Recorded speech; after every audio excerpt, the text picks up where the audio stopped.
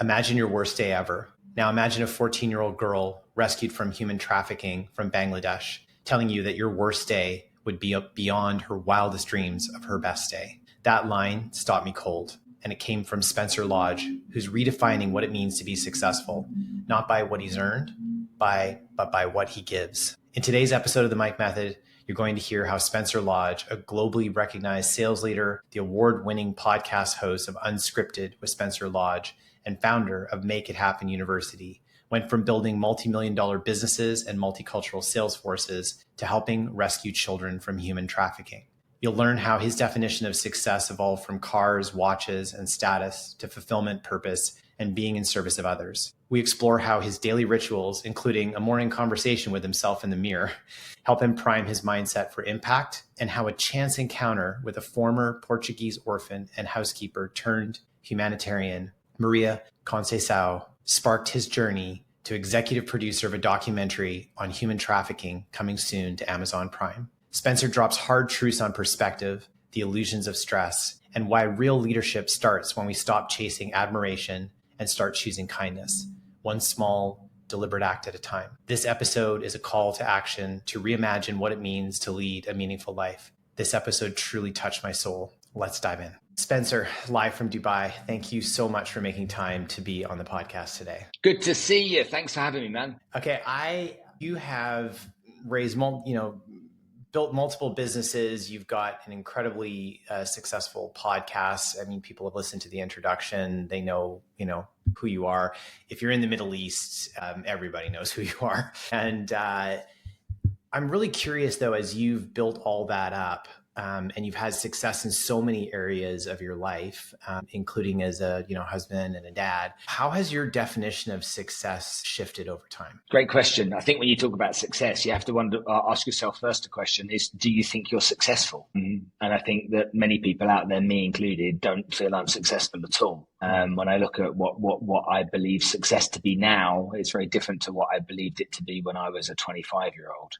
And then that was measured in material things, ego, peace, and friends and lifestyle. And so what really is success? I think success is happiness. I really do. I believe that you can have the best job in the world, in the biggest company in the world, made the biggest difference in the world and be miserable. And everyone can see you as really successful, but you can be miserable. So to me, success is being truly, truly happy. And I don't mean on the surface happy. I mean, just deep in your soul, that when you sit on a chair and look out across the sunset or sunrise, you're grateful for what you've got and you're grateful for the impact you've had. And then the second part of that really for me is when you're in service of others, you find your greatest aspect of peace, your greatest sense of belonging, your greatest sense of mission, and your greatest sense of purpose. And I think, something I say quite a lot, and probably I'm getting boring saying it, but I think if it was law that every single person on the planet had to spend half a day a month volunteering, it would change their life irrevocably. I also think it should be law that everyone must be kind to somebody every single day. Mm-hmm. And I don't mean ridiculousness, but I mean saying to the security guard, how you doing? How's your day? How's the wife? How was your evening last night? What are you up to at the moment? What are you working on? Just a 2-minute conversation. When you buy your coffee in the morning, getting the security guard or the guy that cleans the bathrooms a cappuccino, and just say, hey man, I grabbed your coffee while I grab one myself. Have a great day. Because I know how it feels to do that.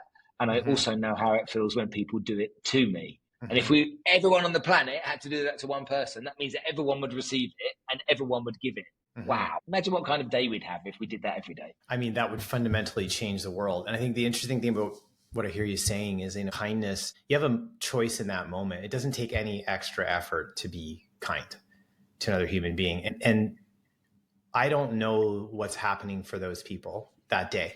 I don't know their story, good, bad, or ugly, what's happening in their life at that point. And that kindness may be the only kindness that person was extended that day. And I think we can walk through the world that way and not know the incredible impact positive impact we're having on strangers in a fleeting moment. My wife always says to my daughters, Daddy thinks elevators are friendly places. And the first time my daughter's like, why? I'm like, because I choose that. Because I choose it when I get in an elevator, I make a joke or I have fun with the people that are in there, because it's an awkward situation. And yet we're just human beings, like stuck in a box together for, 30 seconds. And why not make it fun? It might be the best part of somebody's day. Maybe that goofy moment, and it didn't take any extra effort for me. And it certainly made the elevator ride less uncomfortable for me. I want to talk about this happiness piece because, I think, we've both got daughters, and in raising daughters, the conversation really came early around emotions, around the kind of fleeting nature of happiness, sadness, frustration, disappointment, that all emotions, good or bad, kind of like pass through us, and they're here visiting for a period of time. And, if happiness lasted a long time, nobody would be upset with that. But if sadness lasts a long time, then that's not great. And so normalizing that all emotions sort of pass through us. And sometimes when my daughter was young, sometimes we're happy and sometimes we're sad, and both are okay and both will pass. I think what stuck with me as she was growing up is I'm like, I need another word, because happy feels like it's moments. And the word that has come up the most has been fulfillment. So it's almost like this deep sense of groundedness where I can be spiky happy one day and I can have an average or moderate day, and I can have a bad day. But do I, underneath all of that, have a true sense of fulfillment? It's a word you could use. I think that if you consciously focus on gratitude, and as cliche as that is, but if you consciously hyper aware of it, I say to guys in all of the meetings that I run, at the end of the meeting, name one thing you're grateful for today. Just write it down right now. And they look at me, and some of the times they're like, what? And I'm like, just trust me, just do it as I say. Write something down you're grateful for. And, one guy will write the pizza, the other guy will write his dog, and someone will write the kids, someone will write something happened. I did a deal today at work, whatever it may be. Yeah. But yeah, for me, I find I'm happy when I'm grateful, because it's impossible to be unhappy when you're grateful. And so force gratitude into your consciousness rather than allow it to kind of simmer in your subconscious. Yeah, there's research on gratitude. You can't hold gratitude and fear at the same time. Our brains don't process it really well. So by having a gratitude practice, you're actually, choosing the neuroplasticity of looking for gratitude. And I think driving abundance at the same time, right? Like driving abundance and driving more of what you truly want. I'm curious, what has been your gratitude practice? Do you have a gratitude practice that sort of grounds you on a regular basis? And what does that look like? So it's a conversation. It takes place in the mirror in the morning. So I have a ritual. I wake up at 4:30. I go to the gym at 5. So I get up at 4:30, have a shower, because it wakes me up. I go to the gym at 5. I'm back from the gym at 6 to have my second shower and get ready for work. And as I'm busy getting ready for work and having a shave and whatnot, or cleaning my teeth, I stop and I start having a conversation. So I look deeply into my pupils, and I focus on them for a few seconds, and then I start having a conversation. And that conversation is, so what kind of day are we going to have today? How big are the challenges that we're going to face? What kind of issues are going to upset us, unsettle us? Is anything going to be good? Is anything going to be bad? You tell me. And then I give myself a second or two, and I'm like, well, let's have a think about it. And I have that then conversation about how today's going to be a great day, how I'm extremely lucky to be where I am, how I'm extremely lucky to live on the beach, how I'm extremely lucky to have 2 fantastic daughters and live in a country that I love. And so all of those things come to mind. And then the last part of the conversation is, okay, so don't let yourself down. Go be happy. And so that's something that I do. And a lot of people think I'm mad, but hey, we've all got our own thing. And that just happens to be my thing every morning. I mean, I love that. I love that practice of waking up and being intentional and looking at yourself in the mirror. And I mean, the reality is, if you're not doing that, for those people who say like, oh, that's silly, I don't want to do something like that. It's like, well, you're doing it anyway. There's an inner voice that all of us have that's chirping away all day long. And for the most part, it's pretty critical. And a lot of our inner voice, we would never speak to somebody we love the way our inner voice actually speaks to us, right? Like we wouldn't speak to our friend the way that we talk to ourselves. So it's like, you're actually waking up in the morning and saying, well, no, I'm going to start my day deliberately. I'm going to program that little inner voice. and tell it what I want it to think about and talk about all day, and let that permeate into my subconscious. And when you think we make like 5,000 to 25,000 micro decisions a day, those decisions aren't conscious, a lot of them, because we can't keep track of that many decisions. So somehow something else must be making those decisions, and it's our subconscious. And what I hear you doing is choosing early in the morning to prime that inner wisdom to say, hey, so many of the decisions today, I'm not even going to be conscious of, but they could impact the direction of my life. This is how I want you to make those decisions. Yeah, absolutely. But again, everyone has their thing. Some people like to make some notes. Some people like to write stuff on their phone. Some people like to have it on their screensaver on their phone. Do whatever works for you. But my advice to everyone is be conscious. And if you've never done it before, don't poo-poo it. Give it a go. Try it for 30 days. It might be shit. You might go, that's rubbish. That's not for me. But if you don't try it consistently for a period of time, you will never know. I was given that advice in 2008, 17 years ago, by my mentor. And he's like, I think it's time for you to have two practices in your life. One is meditation and the other is journaling. And I think you should include gratitude in your journaling in the morning. And I have done that ever since. And the evolution of that for me has been that my version is that I wake up, I use the Day One app. I used to use a Moleskine book and a fountain pen. And I felt like, the Ernest Hemingway pageantry of it, doing it that way. And then one day I'm like, yeah, but I'm not consistent because I leave the journal somewhere. And then I'm like, oh, I'll do it tomorrow. It's too late, whatever. And so I learned about this Day One app. What is today is 1,200, I think it's 54 days today. I've been using that app and on a streak of journaling daily. And the prior years, I was never on a streak because I would just forget to do it or whatever. And so the new format that I use in Day One is I write out my intention for the day. Like, who do I want to be today? How do I want to show up in the world? Then I write 3 things I'm grateful for. And I'm always very specific because I find the more specific I am, the better, like the more grounding it feels, right?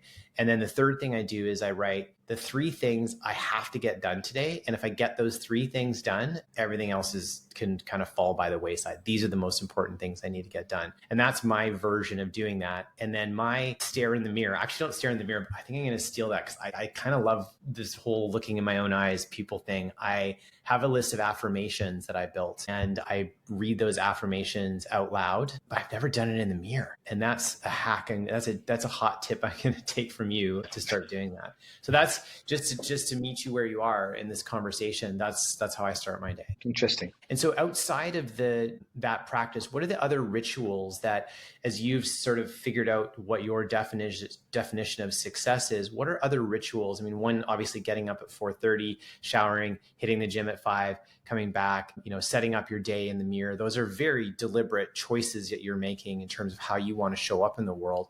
Are there other rituals that you have that you've realized have been important for you as you redefine success? Little things, I always get to the office first before everybody else. And so I get that 20 minutes or so before anybody else comes in to try and get stuff done. And I find that I'm much sharper and brighter first thing in the morning at doing things like that. I think that when you run a team of people like I do, I want to be as connected to those people as possible. And so one of the things that I find works is just to try and make in the morning the office environment fun and a little bit silly, and just laugh and joke about stuff. I have a multicultural office with a bunch of different nationalities in there, and so different people like different music, different people eat different foods, different people laugh at different things. And so right. we try and have a bit of fun with that. And so I believe that contributes to my success as well, because I want to be in an environment that's, fun and happy to be in, and positive and ambitious. And so I do that. And then when I think about how to be successful, I can't stress to people, I've made money, and I promise you it doesn't bring you deep, meaningful happiness. You must have a sense of mission. You must have a sense of purpose, and you must have a sense of belonging, no matter who you are or where you're from. I don't care if you're an introvert. You need a sense of purpose and mission. I don't care if you're an extrovert, you need to belong. And it doesn't have to be in your work environment. Most people go to work every day because they need the cash and they've got bills to pay. And we can sit and, criticize people like that. Go and find something you're passionate about. Well, sometimes it's not as easy as that, Find something you're good at. Okay, well, I'm good at, accounts receivable, but it's not my passion. You know what I mean? And so, yeah, I'm good at HR, but I don't know how I got into it, you know? So I then say to myself and everybody else, find something outside of work. You know, if you had to spend one day a month working in service of others and you needed a day off work to do that, granted, given, done. Because the value is immense to me for that employee having the wonderful feelings they get, but also the difference they make to others is incredibly valuable too. So these types of things I think are important, and whatever that may be for you. You know, I know people that are crazy about animals. I know people that are crazy about kids, crazy about adults, and injustices in the world and stuff like that. And so whatever it must be, and what has deep meaning for you, is where maybe you could make a difference outside of your work environment, so you can feel you're achieving more in life, you're making more of a difference to the world. And sometimes that's enough success for people, you know, and making a difference to this world, you know, one step at a time. One of the things that we teach leaders when they are getting together as a group and they haven't had a chance to see each other in a while is we get them to do an update. And the update is in 4 pieces. One is, how am I doing managing self? The second one is, how am I doing developing my relationships? The third one is, where am I at in career business right now? And the fourth one is, how am I sharing my resources? And that one is actually the one that most people struggle with, because they don't have this deliberate practice that you're talking about, something they care about that is outside of their family, their career, their friends, their physical health, their mental health. There isn't that thing that they're passionate about that is in service of others. And one of the things that we realized early on was that if we just get people, just ask the question of like, how are you sharing your resources? You're not getting any money for it. You have this resource that over time, it creates a vacuum for people. And life in the universe of horror is a vacuum. And just by asking the question, what we notice with leaders is that they don't like having no answer. So then they're like, well, you know what? I mentored somebody that I connected with through a friend. And it's like, oh, okay, that counts. That's sharing a resource and acting as a mentor. Someone else will say, you know what? There's a charity that I've always been passionate about. I've always given money to, but I've never actually physically done anything to help. And I just called them and asked, like, are there any volunteer opportunities? And there's one on Saturday, so I'm going. And what we noticed is that it connected people better in their humanness. It also helped leaders and team members understand each other's, what drove them, like what their internal drive was and what they truly cared about in the world, versus like, your job is this job, my job is this job. We're on a cross-functional team. We have a project we have to get done. We should probably bring in finance, you know, like the standard type thing. And to start that way, what we find is that when people do that update and they share those parts of their world, that the level of trust goes up significantly. And a lot of the conflict that could occur in the room is diffused by the fact that people see each other as human beings, not human doings. Yeah, well said. I couldn't agree with you more. I think that the trouble is, it's like we talk about these things with kind of like knowing and right. Thinking, but that's not how most people live. Most people live from one crisis to the next, whether that's business, personal, or whatever in their lives. Then most people are riddled with fear and anxiety. Most people have stress in some capacity, and so they're never in a place where they're really conscious about these good things that you can do to add value to yourself. Because the next drama is just around the corner. You know, you've got home from work and you didn't greet your wife the right way. Now she's got a mood on with you. You know, you got to work in the morning and you know, someone left the lights on overnight, and so you're angry that you're paying the electricity bill and the lights have been left on, or whatever it may be. And you just you know, you pulled up into the car park at the office and you got a flat tire, and it's just that, you know, it ruins the day. You know, you've got this guy who's your biggest client who promised to pay on Monday and he didn't pay, and you're sitting there trying to think how you're going to deal with that. You've got the prospects of the next client coming along that could be really valuable to your business, but you didn't actually get it right when you presented it to him because you didn't ask for the business. You just gave him a proposal. Now you're sitting there hanging like a beggar waiting for him to come back to you. And so we're living with all of these things all of the time. And I think that the best thing for us all to do is to compartmentalize things and break everything down into small bite-sized chunks and be very aware that if you put everything into boxes, you can deal with a lot more. So I'll give you a couple of examples of what I do. Sure. My life is about schedules. And so everything I have to do goes into my schedule. If I have a to-do list, it doesn't get done. And this is why. Because a to-do list, I put the things I want to do at the top.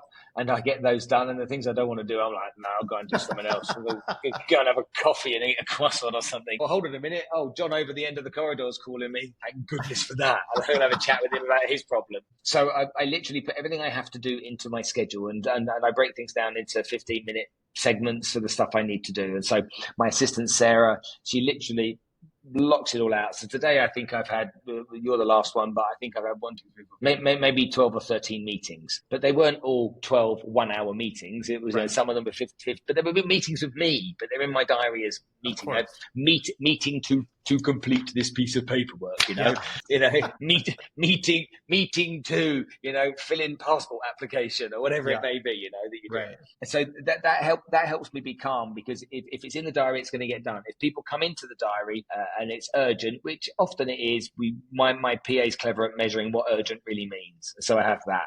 That's one thing I do.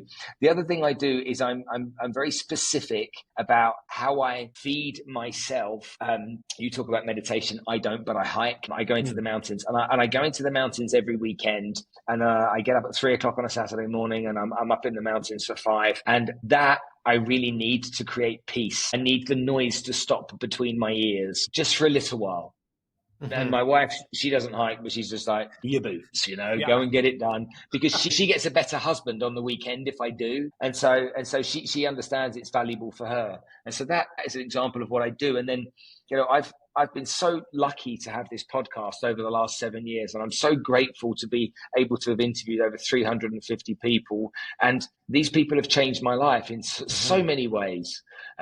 It's taught me to understand that I really don't have problems. I really, really don't have any problems compared to the problems that I've experienced with others. And that gives me perspective as well. And a lot of the time we don't have perspective.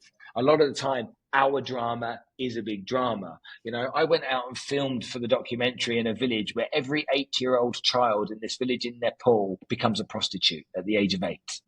And they have to have sex with other people, and they're given an eyeliner, they're given a lip line or a lipstick or something, and they have a cheap, tacky mobile phone. And from the age of 8 years old. And you go and spend time in that village with those kids, okay, you have no problems. Mm-hmm. Stress, I want this, give me that. What's that stuff going on at work that's driving me mad? I'll eat it. I'll have it all day long. No problem at all. I was working with children from Bangladesh that we've rescued and brought to Dubai. Those children have, at the age of 12, when they have their first menstrual cycle, are then forced into marriage with men at 30 years old and forced into pregnancy. And many of them die at childbirth because they're too young to give birth. Even though they can functionally do it, they can't actually do it. And that kid sits with you and says, what do I do? Do I live with it, or do I run away? And those problems are so much greater. And so I think they're critical to help us be better at what we do professionally, because we make a big deal out of a lot of stuff that isn't really a big deal. Mm-hmm. Okay. In the country that I live in Dubai, road rage is illegal. So if someone, I don't know, gives the bird, whatever it may be, does whatever inappropriate sign or mouse off out the window, you can be arrested for that. Mm-hmm. And so we don't have road rage. And road rage is caused because people don't have perspective. At the end of the day, the guy that's driven up behind you and he's flashed you might be racing to hospital because his wife's about to give birth, or his mum's just had a heart attack. But we're like, oh, the bloody hell does he think he is? And we get in our own head and stuff like that. And I think that happens with work problems as well. We sometimes, the politics in the office. I love politics. People trying to stab me in the back and stuff like that. I'm like, you ain't going to stab me in the back. There's no politics that you could possibly try on me that will bother me. And what I think can solve a lot of that problem is, instead of companies doing sales incentives to send guys to Vegas, to strip clubs and to gamble for a weekend, send them to Rwanda and make them build a school in a children from an impoverised village. Make them go around the genocide museum in Rwanda and experience what went on there, and you'll come back a different person. You'll understand you don't have problems. You'll understand that you need to be kinder, and you'll understand that the people out there that suffer in such a big way compared to you, that your little pathetic, petulant behavior and frustrations really aren't really serving anyone. And so maybe it's best if you just park them. Wow. I'm trying to figure out where to start to unpack all of that.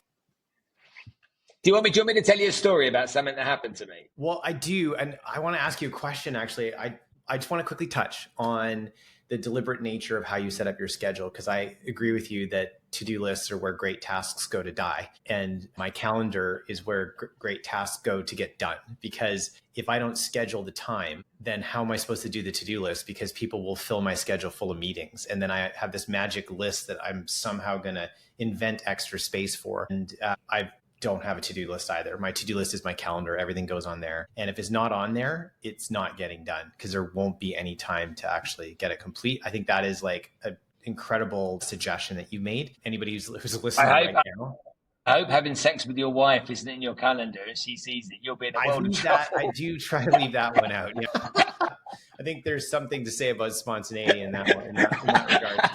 But okay, that does get done still. Okay, as long as that gets done exactly. Still, that's fine. The joke though in my office is if Mike needs to buy new black socks, we're gonna know. So I did realize maybe some of these tasks should be marked private. But anyway, so I think that's great advice for people. If you're a listener and you're feeling overwhelmed with your calendar and you are trying to figure out how to prioritize everything, the reality is that you only get the time you have in your calendar. That's it. There's no other magical time when you get these things done.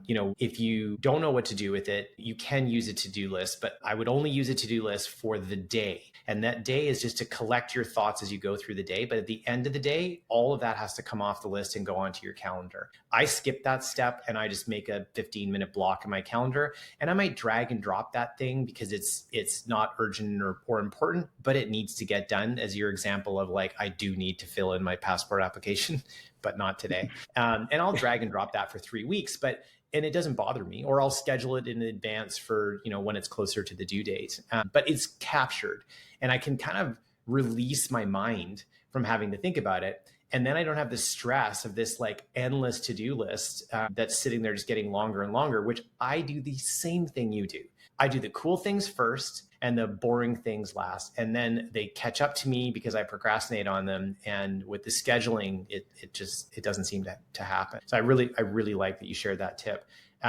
You're so deliberate in the way that I'm shifting gears here. You're so deliberate in the way that you share your resources, and you've had this journey that has led you to, and you alluded to the documentary on human trafficking that's coming out over the next year on Amazon Prime. And I'd love to have you share a story of how you go from how did you decide, or how was that brought into your life? How was human trafficking brought into your life the first time? And then what has that journey done? Where's that journey gone, and how has it changed you? Okay, let's unpack this. So I used to be part of something called the Social Capital Club, which was a private club that got together every Saturday. Now, in Dubai, Saturday used to be the equivalent of Sunday because we used to go to work on Sundays a few years ago. And so it was essentially a lunch club where people working on Goal 8 of the UN Global Sustainability Goals got together to try and work out what we could do to add value and create initiatives. And they would bring speakers in to sit and to tell their stories. There was a guy called Kailash Satyarthi, and he won the Nobel Peace Prize because he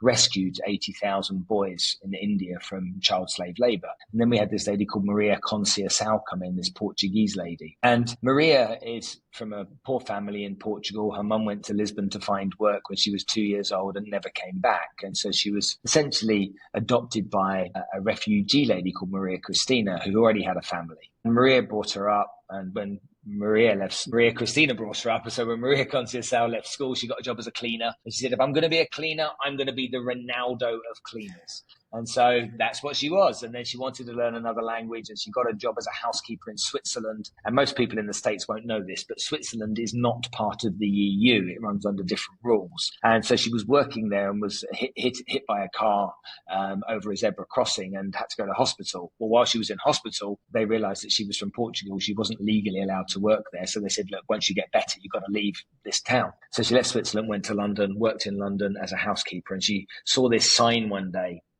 and this billboard, and it was Emirates cabin crew, fly the world. And she looked at it, she goes, if I could ever get that kind of job, that would be a dream come true.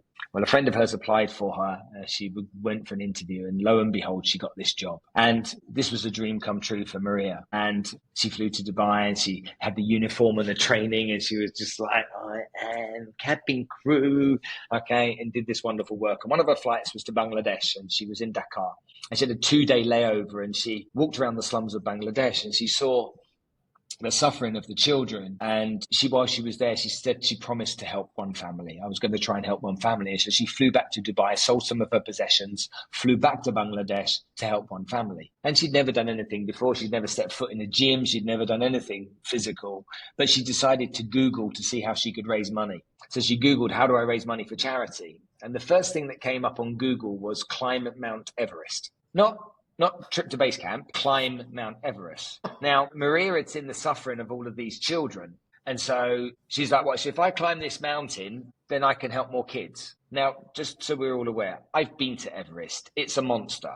So Maria's brain, and this is what's fascinating about her, Maria's like, okay, well, if I train to climb this mountain and I can help these kids, okay, that's that sorted out then. So I better do that. Didn't go any further than that. And so she'd never climbed any mountain. And Everest is the first one.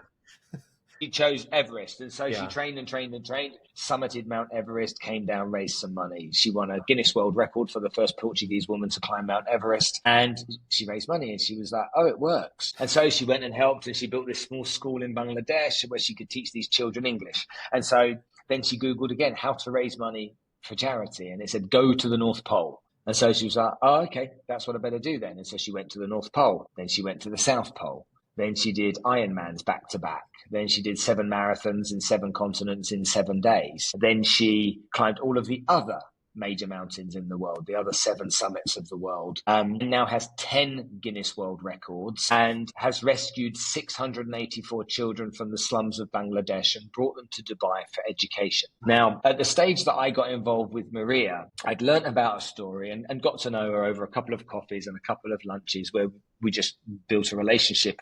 I said to her one day, I'd like to meet the children. And so after a while, she said, okay, no problem at all. And so she agreed to meet me with the children. She said, where do you want to meet? I said, the shopping centre. So these 12 kids come running up to me between the age of 8 and 12 years old. They came running up to me, Mr. Spencer, Mr. Spencer. And they gave me this hug. And I'm like, wow, hi, how are you, kids? And they spoke broken English, but enough for us to communicate. I said to Maria, let's take the kids for ice cream, huh? And she went, no, they can't have ice cream, Spencer. They've never had ice cream before. It won't agree with their stomach. Maybe we can do something else. I said, okay, let's go to the fun fair. So we go to the fun fair and these children have this magical time. And then afterwards I said to her, okay, we went and had lunch. I said, let's go to the supermarket, the equivalent of your Walmarts. Mm-hmm. And let's get the kids some supplies, what they need. And so we got 4 trolleys. And I said to Maria, what do the girls need? And she looked at me, she said, what do you mean? I'm like, well, what do they need? Let me get them what they need. She said, they need everything. I'm like, what do you mean? What do you mean everything? She said, everything. I'm like, well, what have they got? She said, well, what they're wearing is all they've got. Their clothes are all they've got. The shoes on their feet are all they've got. I'm like, they've got nothing. She's like, nothing. So a friend of mine and I went around the store and said to the kids, hey, get some PJs. And they're like, what, to keep? And I'm like, each? And I'm like, yeah. Get some sneakers, and they were fascinated by hair clips and things like that. And we spent 3 or 4 hours in this store and got them everything that they needed. And it was a beautiful and magical experience. And I then had this connection with these 12 kids. Mm-hmm. And at the time I'd been going through clinical depression. And this is why it was such a big impact on my life. I noticed when I was with the children, I was happy. I noticed when I was with the children, I felt good about myself. And so I would see the kids every Sunday evening for supper. We'd have supper together. And people were like, you're so kind. You do such a good thing. And I'm like, I'm the winner. Like, what do you mean? And I'm like, you've no idea of what these children give me. You've no idea of how I feel when I'm with them. Maria said to me one day, look, Spence, we can't keep the kids here without getting them scholarships. They can't stay. And so I had a friend who's a principal of a school, and I said to Maria, look, I've got a principal. I'll see if I can get some help. So I call him up. His name was David Baldwin. I'm like, Dave, I've got these kids. Can you help me? He said, well, maybe we can take one. Why don't you bring one of them over and maybe we can help with one of them? I'm like, that's amazing. So I said to Maria, what do I do? She said, take them all. Never met Maria. I love her. So we took these 12 children to this school, met the principal, and he says to me, hold on, whoa, what's going on here? Why have we got 12 kids here? And I'm like, well, I've got to find scholarships for all 12 of them. Which one do you want? And he looked at me, he went, what? I said, you have to choose one because I can't choose. It's not fair for me to choose. You better choose the one you want. So I can't choose one of these children, sir. I'm like, well, you better take them all then. And He didn't. He took 6. Okay, took half of them, and we did exactly the same exercise with a couple of other schools, and we were able to get the kids in school. But more importantly, Maria had been doing this for a long time with over 600 children, and some of the kids had grown up and gone into university. Some went to the States, some went to Portugal, and turned into. She believed if she got them an education, she'd get them a future. And so this woman had this really profound effect on my life. And I said to Maria, "What is it the kids like about me?" She said, "You make them feel seen and heard. And that's what they like about you." And I thought that was a really powerful thing. And then one day I was sitting with one of the kids, Chadney. She was about 14 at the time. It was a couple of years ago. And I wasn't feeling great, just having a bit of a low day. And she said, they call me Uncle. "Uncle Spencer, what's wrong? You don't seem so happy." I said, "I'm just having a bit of a tough day today. Everything will be okay though." She said, "Uncle, imagine your worst day ever." I'm like, "Okay." She said, "That would be beyond my wildest dreams of my best day ever." And she just left that hanging. And it hung and it hung and it hung. Those children and Maria taught me so many valuable lessons about life. They changed the direction of my life. They changed what mattered in my life. And they taught me that what I was pursuing didn't have meaning. I was interested in impressing other people. I was interested in showing who I was because of the car I drove, the watch I wore, the house I lived in, and all those typical things. And those people out there that exist today in any form of business that think because you have a Rolls Royce and somebody else has a Mercedes or a Volkswagen that you're better than them, shame on you. Just because you live in a bigger house and may have made better investments than somebody else, shame on you. Your value to the world is the contribution you make to add value to others, not to yourself. And I'm a fierce defender of people being good. I'm a defender of people. Whenever anyone ever tells me a story about what they do to help others, I'm like, in there. I'm like, I want to know, tell me what you do. Because I think we win. We all win. When you help others, they win. When you help others, you win. And so Maria's story was how the documentary came about. These kids blew my mind. If you've ever heard of something called Mind Valley, Vishen that runs Mind Valley, I took the kids to meet Maria, to meet Vishen. Vishen put them on stage for Maria to tell her story, gave her $50,000. I'm friends with a guy called Grant Cardone, who's not always loved by everybody, but he was in Dubai. He and his wife, and I introduced him to the girls. And Grant said, "Well, what do you want me to do?" I said, "Well, what can you do?" He said, "Maria, can you come to Vegas?" And he put her on his stage in Vegas with the kids and made everyone take $10 out of their pocket in the audience, raised $20,000 for Maria, to help Maria, because her story is so real and so authentic and so powerful. And it was because of Maria's story. We talked about the documentary, and then I have the story of 2 other heroes that are in the documentary too. And all of that has meant all of this other nonsense that exists in the world is actually nonsense. We have the war going on with Gaza and Israel at the moment, or Gaza, Palestinians and the Israelis. We have a war going on with Russia and Ukraine. We have a war going on in Africa. There's always wars going on. And people keep considering their differences. They keep talking about their differences. They keep saying, I'm different. It's like, let me tell you how you are 90% the same as each other and only 10% different. What do you want? Safety, security, a happy family, a healthy family. What do you want? Some money in the bank, food on the table, okay, joyful moments. We all want the same things. We want our kids to get a good education.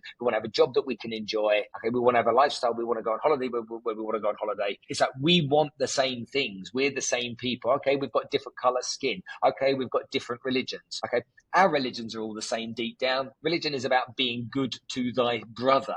Okay, religion is about being good to others and treating people the way you like to be treated yourself. It's not about what everyone seems to bang on about.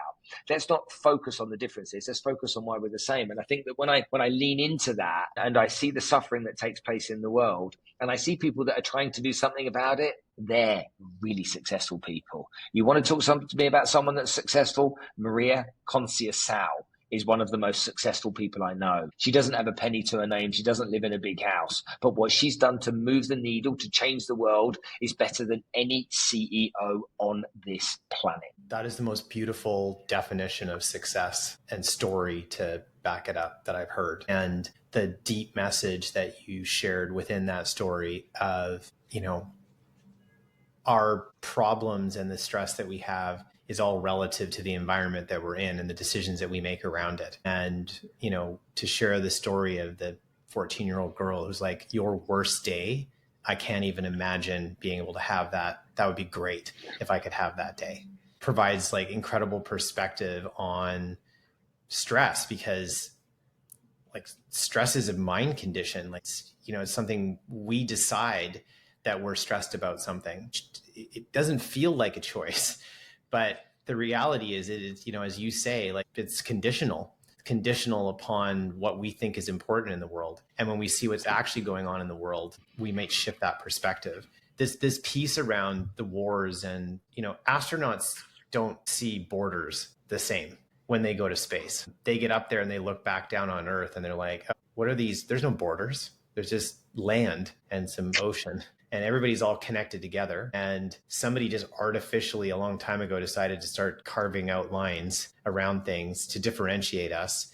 And then these artificial lines, because they're not real, we've all just chosen to agree upon. And then if you're on one side of the line or the other side of the line, now there can be conflict just based on what side of the line that's artificial and made up you're on. And our entire society has grown up around that. And, looking back down on Earth, they don't share that. They don't share that perspective. When they come back, they see the world in a very different way. Spencer, this has been an incredible conversation. I really appreciate you making the time to be here, to share your personal practice, to share how your definition of success has changed over time. And most importantly, I think in you sharing how you share resources in the world, and the way that you've been able to find true purpose in being in the service of others, creates a call to action to everyone who's listening to say, even one small thing, changing the one person's life, could be the start of something much bigger. Thank you for being here. Thanks for having me. How was that for you? Yeah, good. Yeah.